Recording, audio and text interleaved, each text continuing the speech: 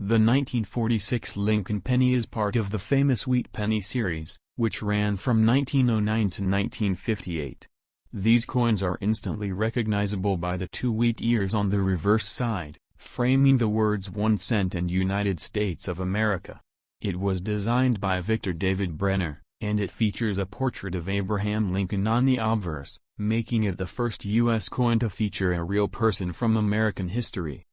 Now, 1946 was the year after World War II ended.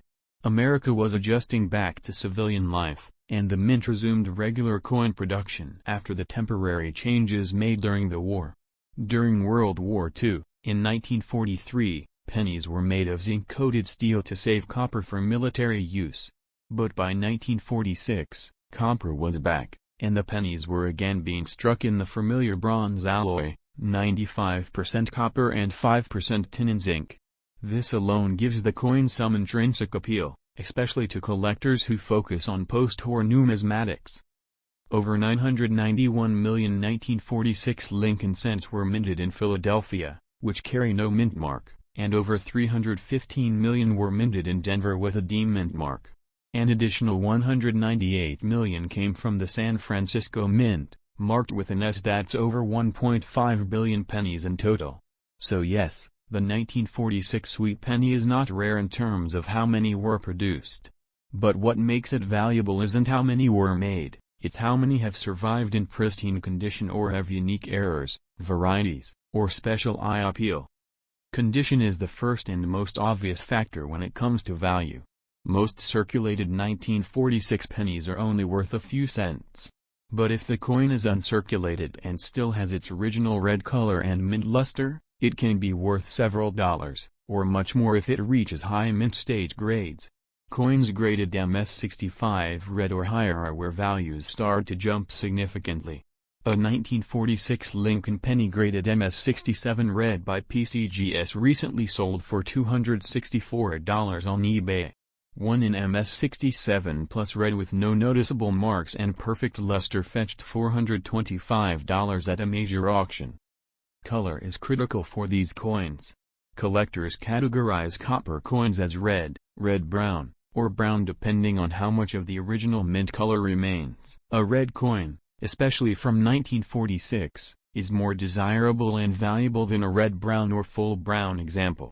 A 1946 penny in red-brown may sell for around $5.15 in uncirculated grades, while the same coin in full red could fetch $50 or more, especially if it's certified. Let's take a look at what's actually happening in the marketplace. On eBay, hundreds of 1946 Wheat pennies are listed at any given time. Many are sold in bulk rolls or mixed lots, which is fine for general collectors, but we're interested in the standout coins. A raw uncirculated 1946 penny with bright red color and full detail was recently listed for $99 and sold for $84 through best offer. Another 1946 in slab condition with MS-66 red grading from NGC sold for $142. And a high in 1946 with clear die clash marks sold for $260 in a private numismatic auction hosted online. Errors are where the real surprises lie. Error coins are always in high demand because they combine historical significance with rarity. For the 1946 penny, some of the most valuable errors include double die obverse varieties, off-center strikes, clipped planchets, and die cracks. A 1946 penny with doubling in the word Liberty and In God We Trust was authenticated by PCGS and sold for over $600. A coin struck 10% off-center, with the date still fully visible, fetched $190 in a public auction. Even minor errors like die chips or retained cut marks can raise a penny's value from $5 to $50, depending on the severity and visibility of the error. Let's not forget the repunched mint mark varieties. These are coins where the mint mark was stamped more than once, resulting in visible doubling of the D or S. These repunched mint mark, or RPM, varieties are well documented for 1946, and they are listed in specialized coin books. One 1946 rpm variety graded MS65 red was recently sold for $179. Another strong RPM for the San Francisco Mint went for $220 at auction.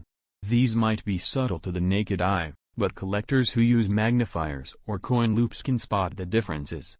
And the buyers are definitely out there. Beyond eBay, platforms like Heritage Auctions and Great Collections show even stronger results.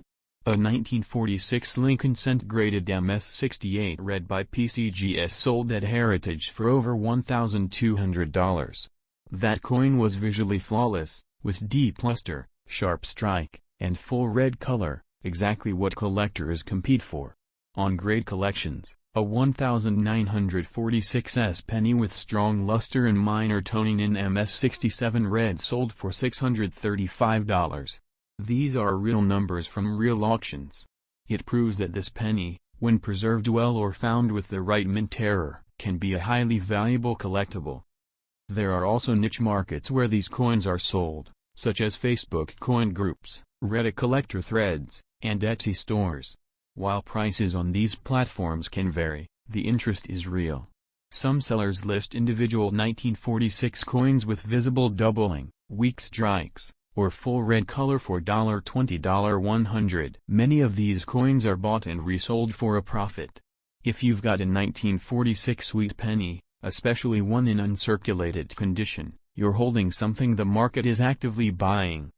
If you're not sure what kind of 1946 penny you have, the first step is to inspect the coin under good lighting. Look at the obverse closely. Do the words show any signs of doubling? Is the mint mark slightly shifted or bolded in any direction? Does the coin appear off-center?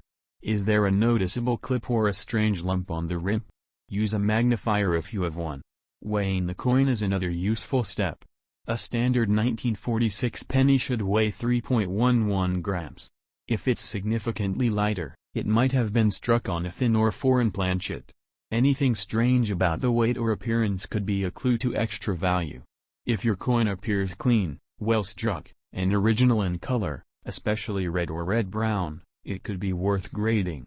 Services like PCGS and NGC are trusted by collectors and dealers, and getting a coin slabbed and graded can dramatically increase its market value. While grading costs money, coins in top condition or with recognized errors often bring in more than enough to cover those fees. If you're not ready to send your coin in for grading, you can still photograph it and list it online. eBay, Etsy, and even specialized Facebook groups are good places to sell, especially if you take clear, well-lit images showing both sides of the coin and any notable errors. Describe it accurately, don't overhype, but don't undersell either. Mention the mint mark, year, any visible errors, condition, and luster. If the coin has been stored in a coin flip, holder, or safe place, say that too. Presentation and honesty go a long way when selling coins online. Coin shows and local coin dealers are another option. Dealers often offer free appraisals and might buy on the spot. If your coin is valuable enough, they may even offer to submit it for grading for you. Just make sure you compare offers and don't rush into any deal without doing some research. And now, as we come to the close of this video, let's go back to where we started. That small copper wheat penny from 1946 might look ordinary at first glance, but it could be anything but. Whether it's hiding an error, glowing with mint red luster, or showing a rare repunched mint mark, the value might surprise you. It's a coin with history, a coin with personality, and a coin that collectors are actively searching for.